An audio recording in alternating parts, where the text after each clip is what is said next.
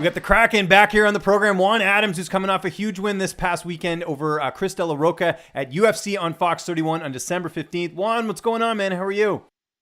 I'm good, man. How are you doing? I'm doing awesome, but not as good as you, though, man. Congratulations on getting that first UFC victory. Just take me to that moment when you got your hand raised, when the fight was stopped, and you got the first UFC win. It was all just like, it felt like it was everything, all the last 3 months that I've been through just all came to a culminating point, and it was just so worth it. I had so many stressors going into that fight. USADA tested me right before the fight.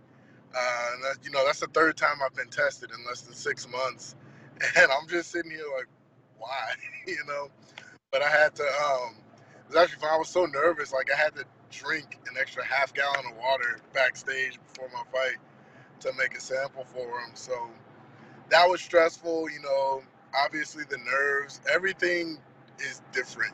There's so many little things that are done differently in the UFC that when you walk out there, it's like an experience you've never had before. So, I had a lot of jitters, a lot of nervous energy. I fought without my contacts in, so I was blind. Yeah, I remember hearing that. That's crazy. So how did you adjust? Like, you were blind for the fight. Yeah, so what I did is, first round I went out like I always do. Once I landed, I started off a little slower, but once I landed the jab, I kind of had a good idea for my distance at that point. So we kept going, and after the takedown, it was pretty much over, So I thought the fight was going to end at that point. When it didn't, in the second round, I couldn't really see him, and I couldn't see his punches until they were about 6 inches from my face. And what I did to adjust to that is I started mirroring. So yeah, all this happens. Have you seen the movie Bloodsport before? No, I have not actually. I was going to say, because it kind of reminded me of that, because you haven't. Okay, first off, you have to watch that movie because that's like a classic. Number two, in the finals when he's fighting in the Kumite, what's his name? Chong Li throws like powder in his eyes and he has to fight basically like that. So I was going to ask you if that's what it was like, where he's kind of like having to just go off instinct to fight. Yeah, it was a lot of instinct. I knew it got to a point where it was actually really funny. I was mirroring him. I was going, when you could smell blood. That's when I was like, okay, he's in my range. And, I had that adrenaline dump too. So my movements were slowed down. And it was just a weird experience for me. So what I ended up doing was after he hit me the first couple of times, I knew I had to disrupt his pattern, right? So I'm thinking, okay, if he's close enough to hit me, I can definitely hit him.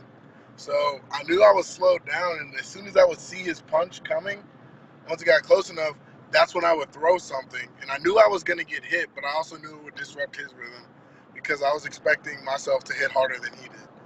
And luckily, that's how it played out. Then the third round started, I got my energy back, the adrenaline dump kind of ended. And I said, all right, well, as soon as I land one thing, I'm going to end this fight.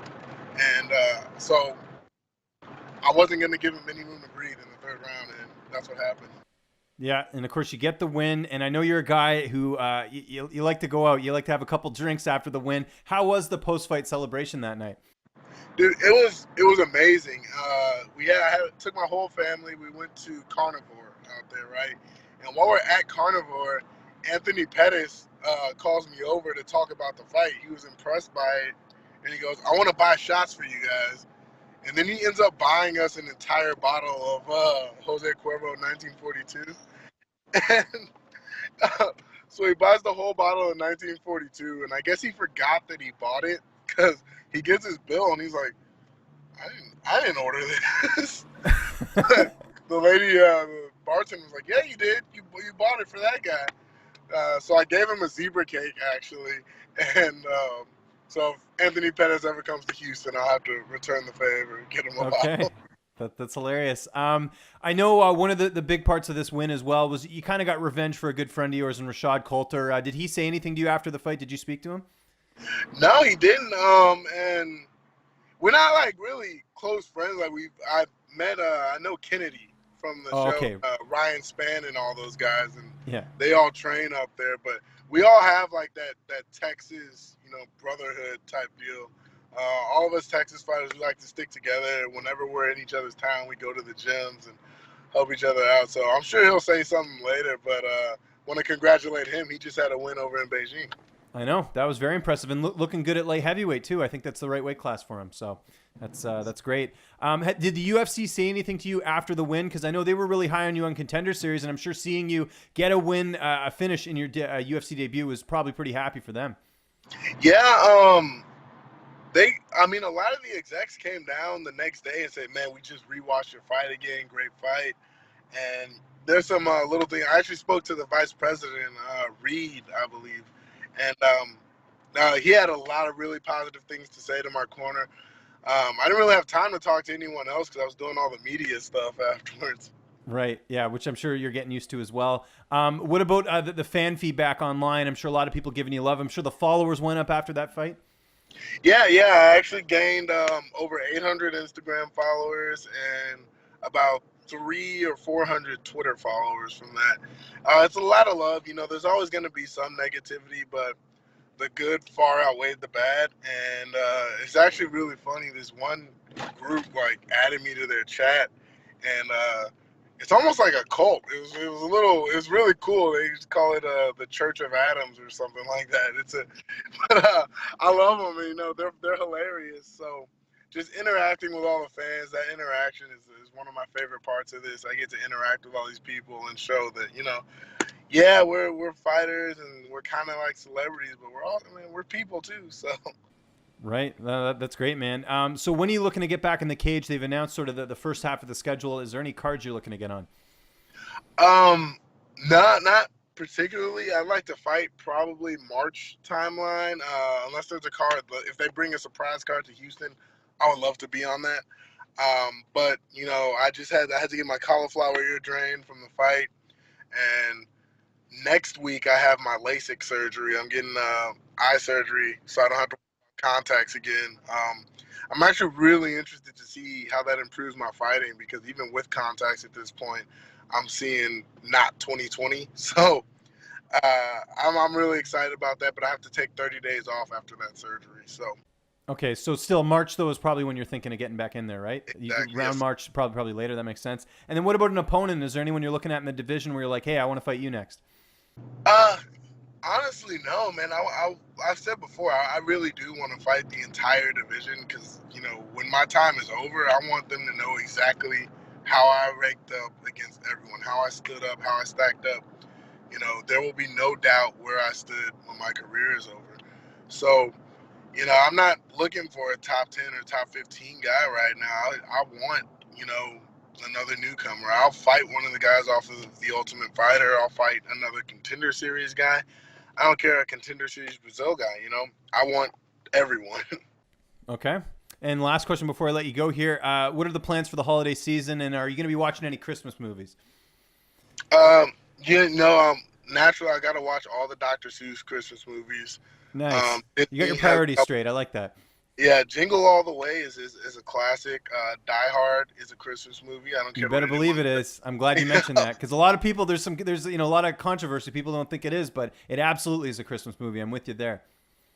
So there's the new Nutcracker that I have to see. And whatever else. My nephew actually gets. I'm going to pick him up from school right now. He gets a big say in what we watch Christmas wise. So. Whatever he chooses, we're gonna go do. And then of course my girlfriend, I'm sure she's got a list of Christmas movies that we're gonna sit down and watch. I'm really more excited about the eggnog than anything. Yeah. Now, do you spike that eggnog, or you just keep it straight? Oh yeah, dude, I spike it. Kraken rum, Kahlua. I got a whole little recipe. It's more of an eggnog milkshake, and then I put a little drizzle and panache on there with a caramel and chocolate drizzle in a glass cup, so it looks like a Starbucks drink. Oh yeah, then the whipped cream on top, sprinkle some nutmeg and cinnamon, and boom, throw a peppermint in there. Christmas. You got to get that patented. That sounds delicious, man. That's awesome.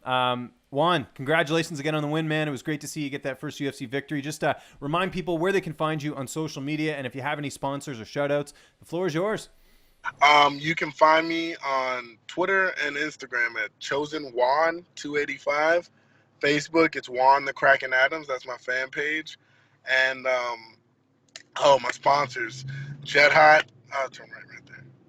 Just keep going. All right, never mind. Jet Hot is Jet Hot #1. Obviously, Rhino Pro. They're my newest sponsor, but they've kind of taken over as the #1 top one. So Rhino Pro truck bed liners, great product, great company. I love them. With Ashley holding the celebration for me soon too. And FlemingAttorneys.com. They've been there since my pro debut. Got to thank those guys. And then, obviously my gyms, Paradigm Training Center, the Fight Lab, Ryan Casey Baker, thecheatmeal.com. He's his own gym. He makes a gym out of anything, but that's my nutritionist and strength and conditioning coach. And he kind of does a little bit of everything for me. I couldn't make it through a fight camp without that guy. So those are the big ones.